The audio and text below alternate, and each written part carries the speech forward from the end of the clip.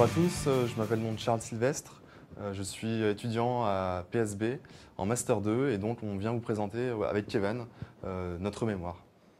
Bonjour à tous, Kevin Abdoli, comme Charles le disait, étudiant en PSB Master 2 depuis 5 ans et on présente aujourd'hui notre mémoire de recherche sur la technologie Beacon. On a même ramené le petit boîtier pour imager tout ça. Donc voilà, sujet intéressant sur la captation de données. Alors la technologie Beacon, qu'est-ce que c'est? C'est matérialisé par ce petit boîtier qu'on vous a ramené. Ici, il s'agit d'un Raspberry Pi qui est un micro-ordinateur et qui intègre des technologies de Wi-Fi, de Bluetooth et d'ultrasons. Donc ce sont différents produits qui sont activables et qui vont servir directement les retailers, donc les boutiques brick and mortar. Ça permet en fait de pousser du contenu en fonction de la localisation du mobinote. Donc s'il est près de la balise, ça va potentiellement réveiller son téléphone avec des push in-store.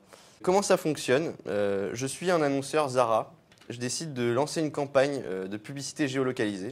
Aujourd'hui sur le marché, c'est déjà commun. Je vais lancer une campagne dans une zone de chalandise autour de ma boutique. Moi, Kevin, je me balade avec mon smartphone et je suis sur mon application Eurosport.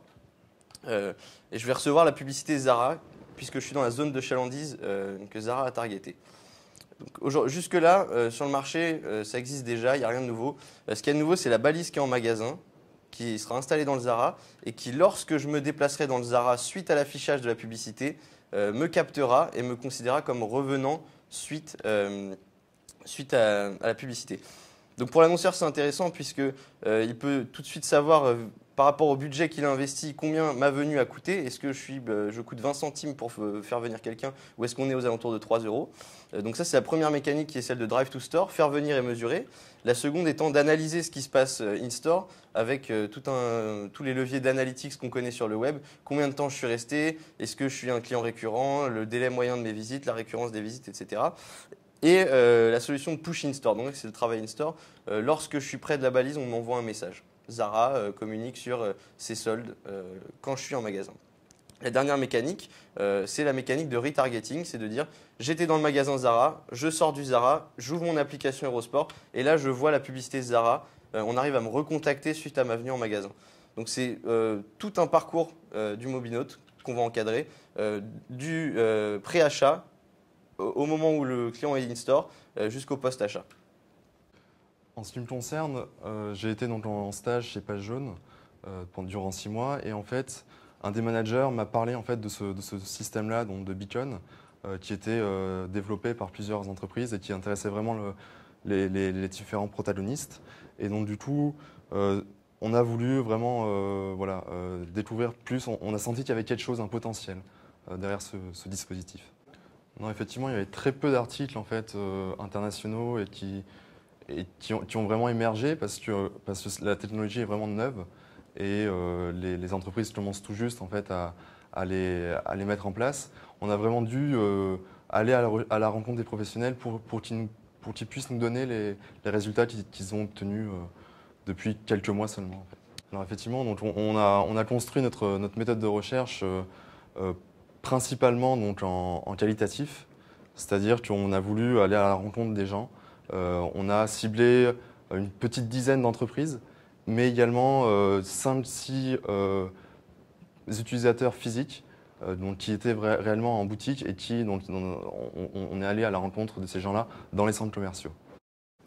Alors, en ce qui concerne les résultats qu'on a pu recueillir, c'est le jour et la nuit en fait, c'est-à-dire que les boutiques et les balises placées dans les boutiques vont permettre en fait de multiplier le taux de conversion par 3.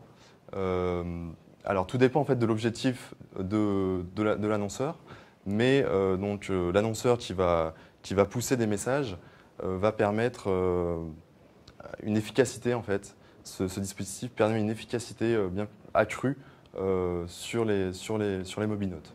Ces sociétés apportent une valeur ajoutée sur le marché du mobile, c'est le ROI. C'est de dire, OK, combien de personnes j'ai imprimées, combien ont été captées, combien me coûte la venue d'une personne, combien de personnes sont revenues, etc. Ce sont vraiment des notions importantes puisqu'aujourd'hui, il y a des budgets colossaux qui sont dépensés dans la publicité desktop et mobile qui ne sont pas traqués, donc on ne sait pas où passent les budgets, où passent les impressions.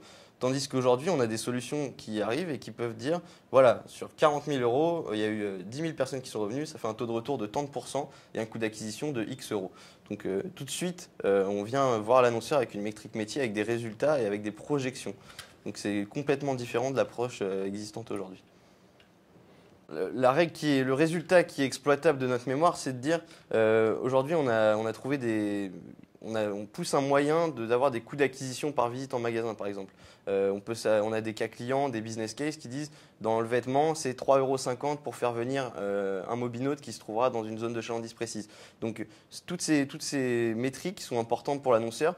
Et bien entendu que si un annonceur aujourd'hui consulte notre mémoire, il pourra se dire voici à quoi j'ai accès si je bosse avec ce genre d'acteur, voici les dangers. Ce que j'ai appris et ce qui m'a vraiment plu dans cette recherche, ça a été d'explorer un sujet de façon globale. C'est vrai que quand on est en entreprise, on n'a pas forcément cette vision globale. On est plutôt dicté, enfin, on a des choses qui nous sont demandées et on n'a pas réellement de vision globale sur un problème. Ce qui est important dans ces métiers du digital qui évoluent tous les jours et tous les ans, c'est qu'on crée des nouveaux métiers, donc de traders médias, qui vont piloter un volume assez conséquent de campagnes pour justement optimiser les ROI, envoyer un budget par jour, par ville. Donc tout ça, c'est piloté par des traders médias qu'on appelle aussi traffic managers et qui vont piloter les campagnes. Après, ça nécessite bien entendu des équipes commerciales sur le terrain pour aller chercher les annonceurs et des équipes R&D qui bossent beaucoup sur le produit, qui tendent à améliorer l'étanchéité du beacon, etc.